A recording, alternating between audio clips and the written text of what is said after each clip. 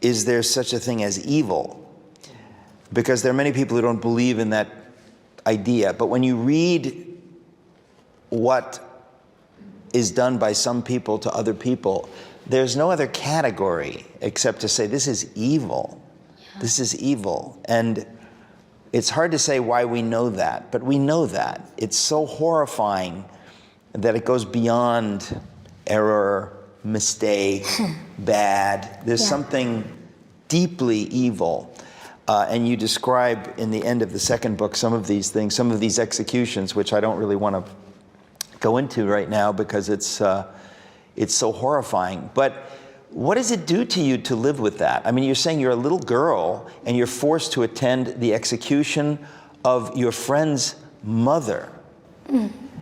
How are you supposed to behave in a moment like this?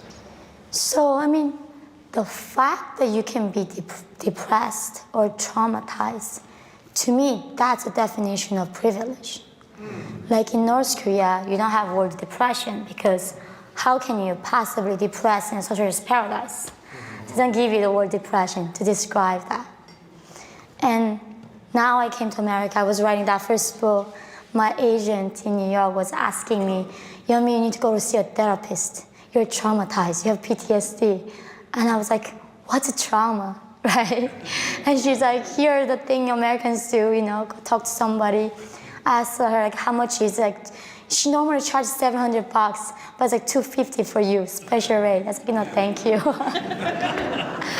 But I mean, you survive. In a country, humans are very resilient. There's so many people go through, you know, even seeing their own mother getting executed and come out of very strong. So I think for me, it was not even a challenge for me. And in North Korea, like, that was a norm, like seeing dead bodies, like looking at a tree. Nobody told me that was abnormal. I just only learned here that that's abnormal. So, so your father is taken away, you don't know where he is. At 13, your sister somehow decides to get out. Now, so how did she get out and how did you get out? So into China? We want to escape together. And luckily, we are living in the border town of North Korea. And if you see North Korean pictures, satellite pictures, it's like the darkest place in the world.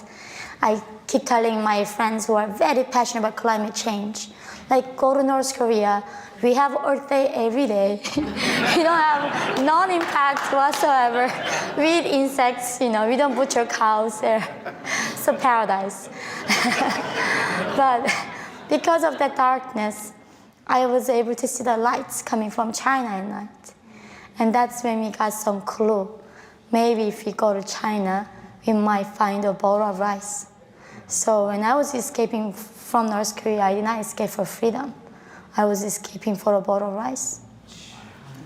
Your sister went, you said, a few days before you and your mother. Because I got sick, so I couldn't go. So she left me. Yeah, you were misdiagnosed. Yeah. Because socialist medicine is not perfect, as we've been told. And you were misdiagnosed. You did not have appendicitis, but you were treated for appendicitis. So I was very stomach ache. So my mom took the hospital in North Korea. Literally, nurse inject every patient with one needle. With the same needle? Same needle to every patient. They use beer bottles as a drug. We don't have X-ray machines. We don't have any of that. And then doctors rubbed my belly and he said, she might have appendicitis. So they opened me up without any anesthesia that day. It's a common in North Korea, they like cut your bones out like that. And then when they opened it, it was just malnutrition and infection. So doctor still decided, he was embarrassed, right? Take my appendix out. He was embarrassed? Yeah. So he figured, we opened her up, might as well take out the appendix. My perfectly fine organ taken out of me, so I'm gonna sue him. And I go back to North Korea. Yeah. Yeah. So you were recovering from this, your sister escapes, and then this is when you insist to your mother, we must go. Oh, no, I got out and I found a note that my sister left me in a pillowcase. She said, go find this lady, she will help me to confine me in China. So I found a note. I went to find that lady with my mother that morning. And then when we found the lady, she just miraculously said, I can help you to go to China to find your sister, and they will have food for you. And they will have food for you. Yeah. Okay, so this is the trick. These are corrupt people. Yeah. And they know that they can sell you into sexual slavery. And so they use the bait of food. Yeah.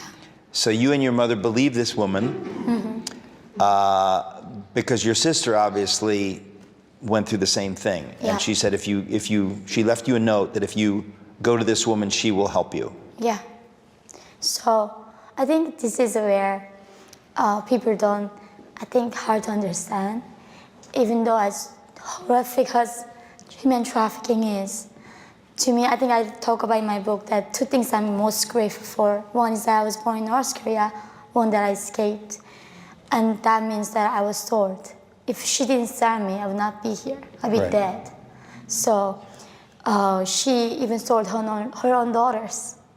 Because if she didn't sell her own daughters, they would die from starvation in North Korea. So to be clear, the way this works, there's a market for women to be sold because, tell me if I'm wrong, China aborted so many human beings, most of them girls. So there's a shortage of girls in China. Yeah. So they have opened the idea to a market of women to be sold from North Korea. And this is happening, and the Chinese are allowing this to happen. The government allows this to happen. The Chinese government, of Yes. course. Yeah. So that is how you and your mother were sold into China. Yeah, so like I said, there are 33 million men in China. 33 million adult men. Not even counting young children that are growing up. That gap gonna keep going up. You mean the gap, you mean? Ratio between men and women. Right. So currently 33 million men in China cannot find wives. Right. And they gotta find somewhere. So they look for sex slavery from North Korea. And the reason why the regime, Chinese government is helping this, if they catch the North Korean women, and then if they were helping us to go to South Korea, we would not be sold there. But they catch us, so we are very vulnerable. So when human traffickers set us, kill us, take our organs out, we have no place to go. So the Chinese government knows this is happening. Yeah. And they're cynically using this. They're not interested in helping someone like you or your mother. They're helping Kim Jong-un. They're helping the dictator. That's a pact they made. So Kim Jong-un learned that defectors escape like me, speak out, expose the regime. Because journalists cannot go to North Korea and just start filming, right? North Korea is it's harder than going to the moon to North Korea right now. We have an easier chance to travel to moon in our lifetime than to visit North Korea as a free people. So he knows that defectors are threats. So it's like catching a Jewish person and sending them to Auschwitz, like that. Chinese regime, there's a slave hunters in China. If you report a North Korean defector, you get money by the CCP. You get rewarded. So people are looking for defectors. So we have to hide. And only people who are willing to hide us are the traffickers. And it's being sold actually as a sex slave is not even the worst thing. There are 3 places that we will end up. One is organ harvesters. They buy us and take our organs out and discard our body. And second place is brothels.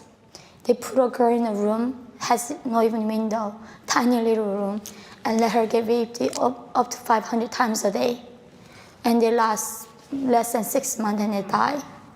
Last one is where the village men ship in and buy a girl and rape them rotationally, or brothers in the family buy them, rape them.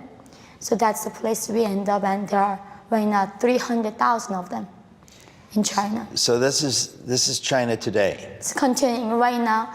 During the pandemic, I was so appalled. In Chinese website, like their Google Baidu, It's like Uber Eats. You order a North Korean girl, just few button, and deliver to your door to get killed and get raped by you, right now.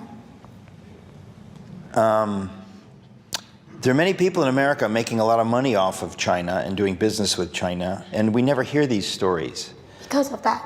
The media does not talk about Yeah. what you've just shared. We know you're not making this up. Last year, was my first book that you just have was going to be made into a movie by one of the Hollywood studios producers.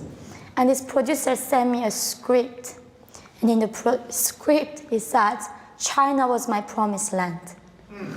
China was protecting me and gave me a refuge. And I called him like, what are you talking about? Like, this is not what happened. And he said, this is the only way we can make a movie about North Korea in Hollywood.